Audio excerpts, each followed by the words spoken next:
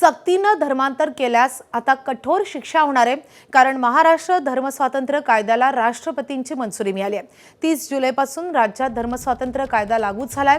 या कायद्यामुळे बळजबरी, फसवणूक, अवाजवी प्रभाव, आमिष किंवा विवाहाद्वारे केल्या जाणाऱ्या बेकायदेशीर धर्मांतरास प्रतिबंध लागणार आहे। बळजबरीनं धर्मांतर केल्यास 7 वर्षांच्या शिक्षेची तरतूद करण्यात आली आहे। तसंच हा अजामीनपात्र गुन्हा असेल। तसंच कुणाला स्वेच्छेने धर्मांतर करायचं असल्यास 60 दिवस आधी तसा अर्ज सक्षम प्राधिकरणाकडे सादर करावा लागेल।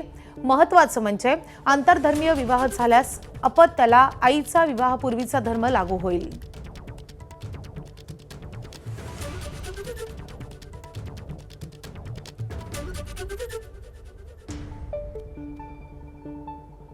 तर महाराष्ट्र धर्मस्वातंत्र्य कायद्याला आम्ही कोर्टात आव्हान देणार असल्याची माहिती वंचित बहुजन आघाडीचे प्रमुख प्रकाश आंबेडकर यांनी दिली आहे।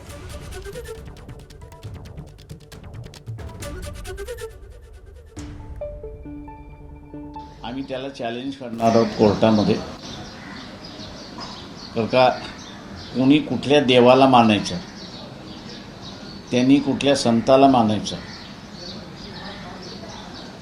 हा सरकारच्या परमिशनचा इश्यू नाही आहे। तर घटनेचं कलम 25 आणि 26 हे